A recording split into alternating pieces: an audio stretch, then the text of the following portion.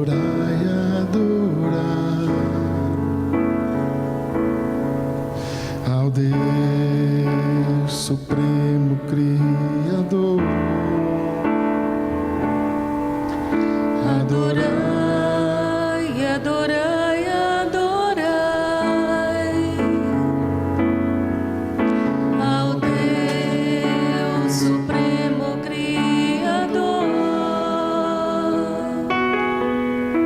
o Deus que fez o céu, a terra, o mar, você e eu.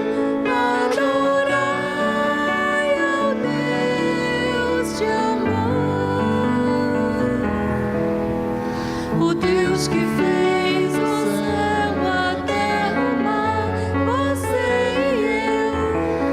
Adorai ao Deus de amor.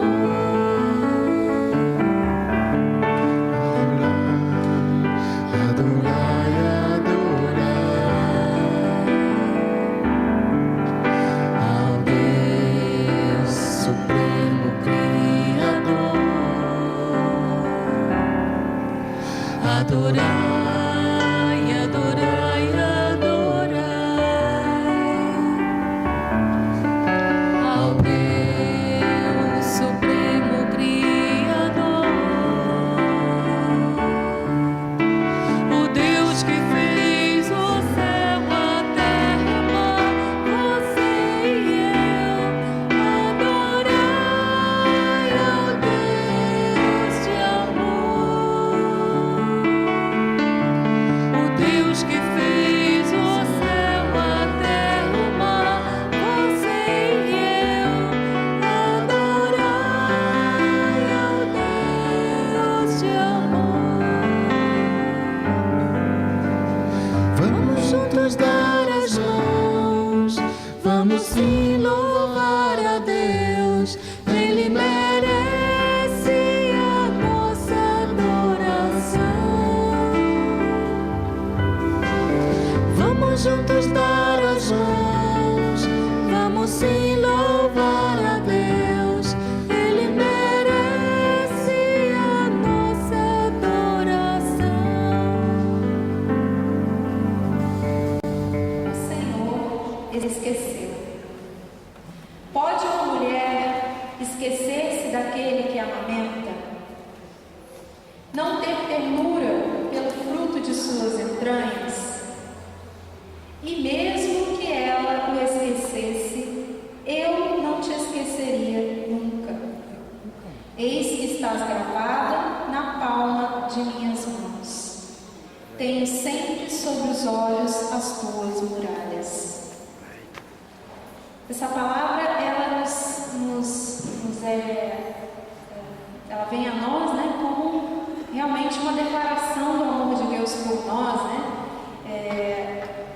onde Ele nos diz que mesmo que a nossa própria mãe, né, se esquecesse de nós, ainda que fosse isso possível, né, Deus não nos esquece jamais.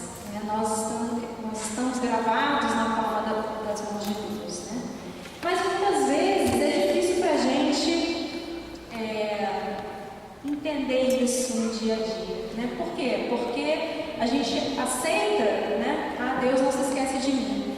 Mas no momento em que as coisas apertam, né, o primeiro pensamento que vem, Deus esqueceu de mim, né? Na hora da tribulação, né? O que eu faço? E é engraçado que agora, poucos minutos, né, o Dudu falou, né, das inquietações, né? E a primeira frase que tem aqui no meu papelzinho é: o que é que nos inquieta hoje? Né? O que é que nos tira essa sensação de segurança de que Deus está conosco?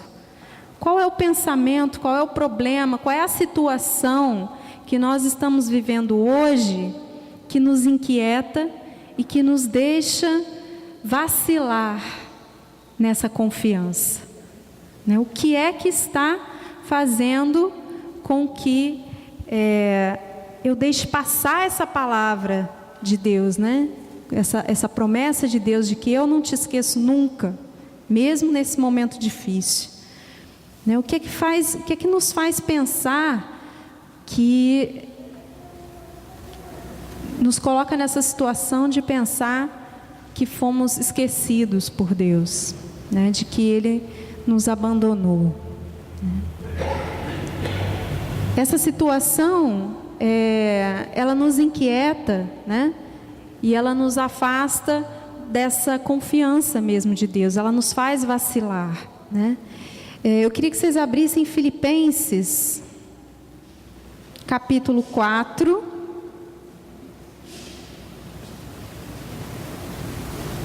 versículos de 6 a 9.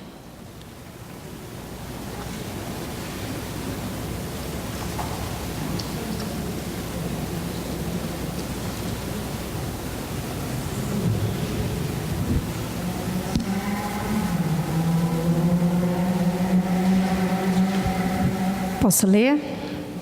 Vamos lá. Não vos inquieteis com nada. Em todas as circunstâncias, apresentai a Deus as vossas preocupações, mediante a oração, as súplicas e a ação de graças. E a paz de Deus, que excede toda a inteligência, haverá de guardar os vossos corações e os vossos pensamentos em Cristo Jesus. O primeiro ponto, o primeiro motivo que faz com que a gente se afaste dessa segurança, dessa confiança em Deus, são as nossas inquietações, os nossos medos, as nossas preocupações. Por quê? Porque a gente se preocupa demais, porque a gente confia de menos. A gente se preocupa muito com as coisas e muitas vezes a gente pede a Deus, mas a gente não entrega, né? A gente pede, meu Deus, me ajuda, mas eu tenho que fazer isso, mas me ajuda, mas eu tenho que fazer isso. E a gente não entrega verdadeiramente a situação nas mãos de Deus. É claro que a gente não tem que ficar, não pode ficar sem, como é que eu vou dizer? A gente tem que fazer a nossa parte, né? Mas a palavra do Senhor para nós, ela nos é dirigida dessa forma: entregue em todas as circunstâncias, apresente a Deus as tuas preocupações, as tuas súplicas e a ação de graças, mesmo nos momentos ruins, mesmo nos momentos difíceis. E quando a gente aprende a fazer isso, a gente percebe que aquele problema é muito menor do que o todo da nossa vida e todas as graças e todas as bênçãos que nós já recebemos, né? Quando a gente está muito mergulhado num problema, a gente só olha aquele problema e a gente esquece de agradecer a Deus por todas as outras coisas que estão ao nosso redor, né? Por todo o suporte que nós vemos, que a gente vem recebendo de Deus, na presença dEle agindo, né, através das pessoas, através dos nossos irmãos, né? Então, nessa passagem, ele nos dá duas maneiras, né, de enfrentar essas inquietações, esses problemas, e ter a certeza da presença de Deus junto conosco nessas batalhas, né? A primeira é essa, através da oração, né? Onde eu coloco as minhas preocupações para Deus, eu peço, né, ajuda a Deus, eu entrego, mas ao mesmo tempo eu agradeço. E à medida que eu agradeço, o próprio Deus já vai me mostrando as soluções e as coisas que eu tenho de bom, que estão me ajudando, que estão me sustentando naquela situação. E a segunda coisa, né, se a gente seguir no texto aí no versículo 8, está escrito assim: além disso, irmãos, tudo o que é verdadeiro, tudo o que é nobre, tudo o que é justo, tudo o que é puro, tudo o que é amável, tudo o que é de boa fama, tudo o que é virtuoso e louvável, eis o que deve ocupar os vossos pensamentos. O que aprendestes e recebestes, e ouvistes e observastes em mim, isto praticai, e o Deus da paz estará convosco. E eu vejo esse conselho como uma coisa muito importante. Por quê? Porque muitas vezes, nessa hora do desespero, onde a gente se vê frente a um problema que a gente acha que é maior do que a gente, né, é que a gente muitas vezes escorrega. E a gente se afasta de Deus porque a gente tenta alternativas em outras coisas. A gente põe a nossa confiança em outras coisas que não em Deus, né? Então a gente acaba partindo às vezes para as pessoas, acreditar mais nas pessoas do que em Deus. Às vezes a gente acaba acreditando em outras propostas que nos são feitas, né? Se você não consegue isso, então vamos tentar lá no lugar lá que tem uma pessoa que reza, que faz, que acontece, né? Em outras doutrinas. A gente acaba nesse momento onde a gente se enxerga pequeno diante do problema, escorregando e deixando de olhar para Jesus, né? Para Deus, e de estar ligado com Ele, confiando nele e deixando Ele tomar conta daquela situação, né? Na semana passada, né, acho que o Sérgio falou da tempestade, né, de João, que foi caminhar sobre as águas, né, ao encontro de Jesus. E quando é que ele começa a afundar, né? Pedro. Ele começa a afundar quando ele se distrai com o vento, com a tempestade, né? Ele se distrai com a tempestade e ele tira o olho de Jesus. E a partir do momento que ele perde o olhar de Jesus, é que ele afunda, né? É o momento onde a gente vacila frente às tempestades da nossa vida, né? Então, fazer a vontade de Deus, fazer o bem, mesmo nos momentos da tempestade, concentrar os nossos pensamentos nas coisas boas, né? Concentrar os nossos pensamentos na maneira correta de agir, né? Mesmo frente às dificuldades, não deixar que naquele momento da dor, da tristeza, da tribulação, que o inimigo faça disso ocasião de queda para nós, né? Que a gente não permita isso, porque muitas vezes é nesse momento que a nossa fé vai ser provada, né? É nesse momento que a gente vai poder mostrar a nossa fidelidade a Deus, né? E Deus é um Deus de promessa, né? É um Deus que é fiel. Então muitas vezes Ele tem planos para nós. Ele sabe que aquilo ali tem um final de acordo com a vontade dEle. E a gente precisa acreditar nessa promessa de Deus, né? Tem uma história na Bíblia que ela demonstra isso na vida de uma pessoa, né? Uma história lá no Gênesis. Vocês conhecem a história de José, o filho de Jacó, né? Ele era um filho mais novo, né? De 11 irmãos, 12 irmãos. E ele era um filho muito amado pelo seu pai, era o preferido do seu pai, né? Mas ele era um homem de Deus, né? Um homem que estava sempre em contato com Deus. E Deus tinha planos para ele.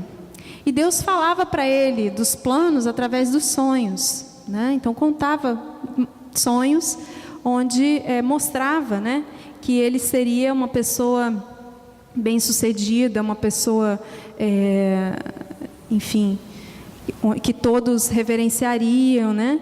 E ele ingenuamente contava isso para os irmãos, só que ele não sabia que os irmãos tinham muito ciúme, muita inveja dele, né? Mas ele contava essas coisas e os irmãos já tinham, né, aquela dor de cotovelo, porque ele era o preferido do pai, né? E ele ainda contava sonhos onde ele dizia que ele seria grande, que ele seria reconhecido, e os irmãos acabaram tendo inveja dele, né? E num belo dia decidiram matar José, né? Por inveja. E aí um dos irmãos falou: não, nós não podemos fazer isso, né? Ele é sangue do nosso sangue. Então eles jogaram José num buraco e vamos pensar o que nós vamos fazer com ele, né? Jogaram ele lá no buraco e ficaram pensando o que eles iam fazer com José, mas eles iam dar um fim em José, né? Que ele estava atrapalhando. E aí passou uma comitiva e os irmãos venderam José para essa comitiva como escravo, né? E José foi levado para o Egito como escravo, foi vendido como escravo. Então, imagine nesse momento, né, um homem um rapaz que servia a sua família, que servia a Deus, que amava a sua família, mas que foi traído por seus irmãos, né, de uma maneira muito cruel. Foi afastado do seu pai, que ele amava, né, do seu irmão mais novo, que ele também amava, e foi vendido como escravo. Mas mesmo assim, ele continuava fiel a Deus, né? Ele continuava amando a Deus. E Deus foi muito bom nesse sentido com ele, porque a pessoa que comprou José era foi um bom senhor para ele, né? Deixou que ele tratava bem dele, né? E José, como ele estava ao lado do Senhor e o Senhor estava com ele, tudo que ele fazia era bem feito. Tudo que ele fazia com amor, mesmo sendo escravizado, né? E aí chegou um momento que o Senhor percebeu que tudo que ele fazia era bom, tudo que ele fazia dava certo, todos os empreendimentos onde ele se envolvia e onde ele cuidava, davam certo. E ele foi crescendo até que o seu dono, né, o seu senhor, entregou a ele toda a administração da sua casa, das suas terras. Ele cuidava dos outros empregados, dos outros escravos, né? Então ele fazia tudo de acordo com aquilo que ele achava correto, mesmo ele sendo escravo, mesmo ele estando vivendo aquela situação de dor, de estar longe da sua família, né? de estar magoado com seus irmãos. E aí, mais uma vez, aconteceu uma injustiça com José, né? A mulher do Senhor, para quem ele trabalhava, ela se aproximou de José e ela queria dormir com José, né? E ela falou: eu quero que você durma comigo. E ele falou: não, eu não vou fazer isso. Eu não vou fazer isso porque isso não é agradável a Deus. E aí ela agarrou ele e ele tirou a túnica e saiu correndo e fugiu, né? E aí ela começou a gritar e acusou ele de ter atacado ela, né? E ela tinha a túnica para provar que ele tinha feito isso, né? E então ela mentiu e ele foi preso, né? E ele foi preso e na prisão ele ainda assim tratava bem as pessoas e era um homem bom. E o carcereiro fez amizade com ele e ele passou a ajudar o carcereiro e tudo que ele fazia era bom. E o carcereiro acabou ficando muito próximo de José, né? Muito amigo, e confiava muito nele. E aí um dia o faraó teve um sonho, né? O faraó teve um sonho que ele não entendia muito bem o significado daquele sonho, e então ele pede que, né, os seus súditos lá, que tragam todas as pessoas, todos os sacerdotes, enfim, para ajudar a interpretar aquele sonho.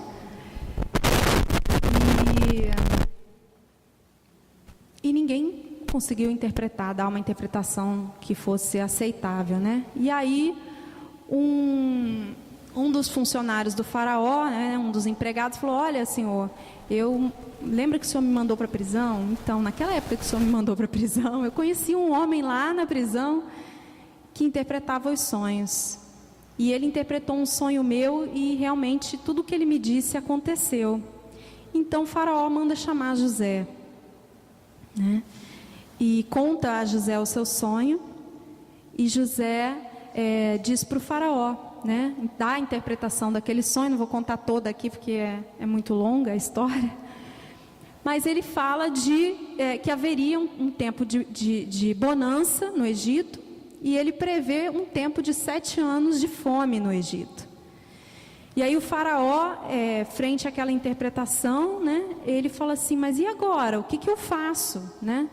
E o José fala, olha, se Deus te deu esse sonho, é porque Ele tem um plano para você através desse sonho. Ele está te avisando o que vai acontecer, porque para que você se prepare, para que você possa administrar o Egito enfim, que você se prepare para esse momento, né, da fome e tal.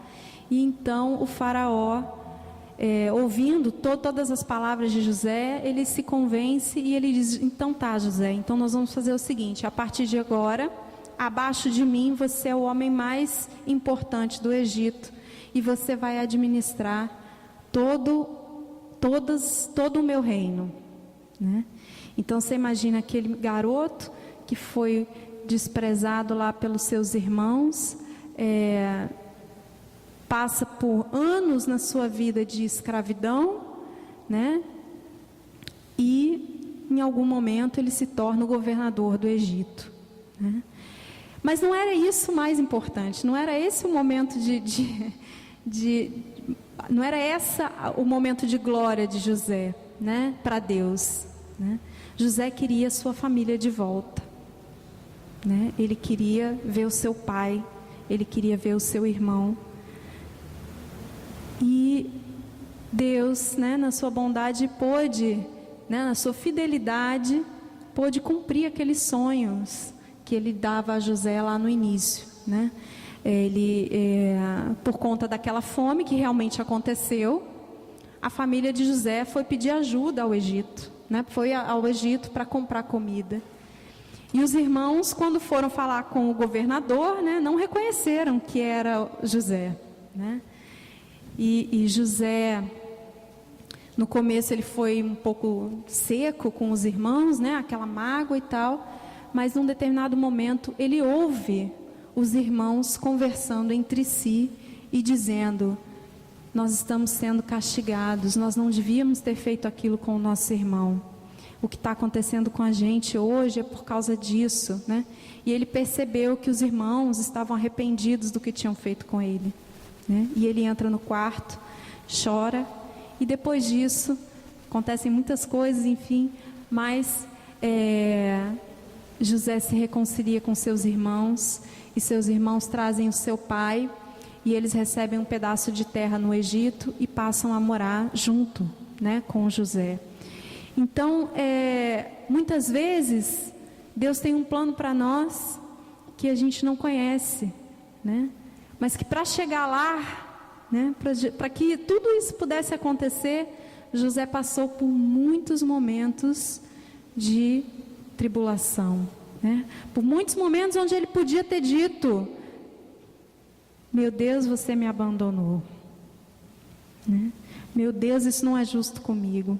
Mas na palavra de Deus está escrito que ele nunca, em momento nenhum, blasfemou contra Deus, que ele nunca se afastou de Deus, e que mesmo naqueles momentos difíceis, ele sempre seguiu retamente a vontade de Deus e aquilo que, segundo a consciência dele, era o correto, né? Então, essa história de José é só para ilustrar um pouquinho, né? A nossa história também, né? Só para a gente poder entender um pouquinho como é a nossa história, né? Muitas vezes Deus tem planos para nós, mas para que a gente possa chegar lá, muitas vezes a gente precisa passar por momentos difíceis, para que a gente possa crescer, para que a gente possa amadurecer na nossa fé, na nossa relação com Deus, na nossa oração, né? E o que a gente não pode perder de vista é que Deus está sempre conosco, que realmente, de fato, Ele não nos abandona. E a maneira mais palpável da gente sentir a presença de Deus na nossa vida é através do nosso irmão, né? É através da comunidade, do amor, das pessoas, né? Muitas vezes uma pessoa que vem e que dá uma palavra, né? Muitas vezes ela não sabe da importância que aquela palavra tem para a gente, né? Quantas vezes isso já aconteceu, né? Eu já vi assim, muitas pessoas falando: nossa, outro dia eu recebi um abraço de uma pessoa que hoje ela nem sabe quem eu sou, eu nunca tinha visto ela na minha vida, mas ela me viu chorando, me abraçou, e para mim foi o próprio Jesus me abraçando, né? Então, muitas vezes, nesse momento, o que a gente não pode deixar acontecer é deixar que outro sentimento, que não seja o amor de Deus, que não seja a vontade de Deus, tomem conta do nosso coração, né? E aí a gente pode falar de várias situações, né? De ódio, de raiva, de tristeza, de revolta. Deixar que os vícios, que outras doutrinas tomem o lugar de Deus no nosso coração. Só para a gente encerrar, eu vou terminar com uma última passagem.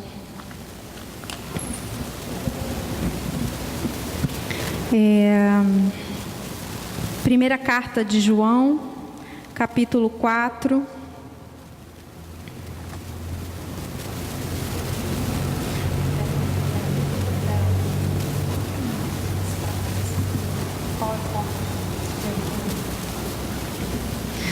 Primeira carta de João, capítulo 4, no versículo 10.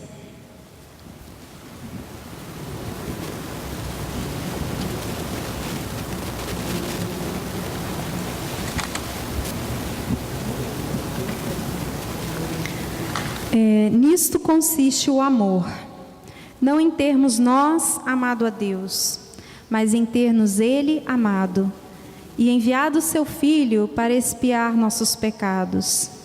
Caríssimos, se Deus assim nos amou, também nós nos devemos amar uns aos outros. Ninguém jamais viu a Deus. Se nos amarmos mutuamente, Deus permanece em nós, e o seu amor em nós é perfeito. Nisto é que conhecemos que estamos nele e ele em nós, por ele nos ter dado o seu Espírito. E nós vimos e testemunhamos que o Pai enviou o seu Filho como Salvador do mundo. Todo aquele que proclama que Jesus é o Filho de Deus, permanece nele e ele em Deus. Nós conhecemos e cremos no amor que Deus tem conosco. Deus é amor, e quem permanece no amor, permanece em Deus e Deus nele, né? Então aqui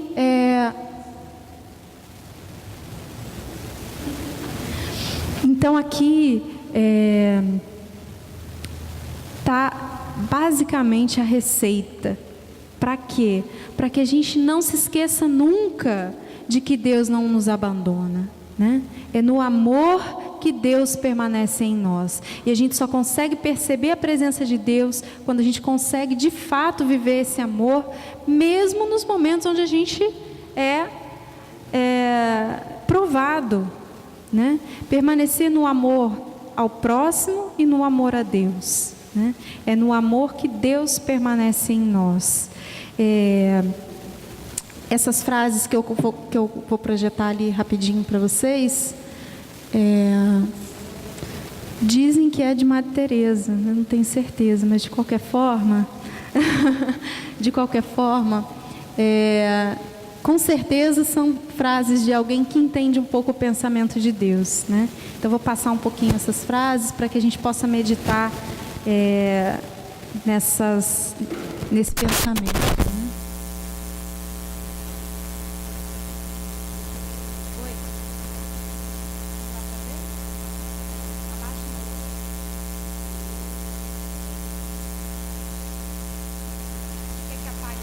Se apagar a luz, melhora? Ah, o lustre. Abaixa um pouquinho só do lustre.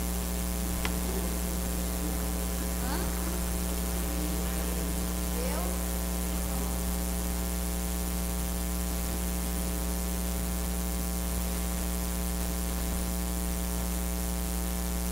Então, muitas vezes as pessoas são egocêntricas, ilógicas e insensatas. Perdoe-as a si mesmo. Se você é gentil, as pessoas podem acusá-lo de interesseiro. Seja gentil a si mesmo. Se você é um vencedor, terá alguns falsos amigos e alguns inimigos verdadeiros. Vença a si mesmo. Se você é honesto e franco, as pessoas podem enganá-lo. Seja honesto e franco a si mesmo. O que você levou anos para construir, alguém pode destruir de uma hora para outra. Construa a si mesmo. Se você tem paz e é feliz, as pessoas podem sentir inveja. Seja feliz assim mesmo. O bem que você faz hoje pode ser esquecido amanhã. Faça o bem assim mesmo. Dê ao mundo o melhor de você. Mas isso pode não ser o bastante. Dê o melhor de você a si mesmo. Veja você que, no final das contas, é tudo entre você e Deus. Nunca foi entre você e os outros. Não era isso.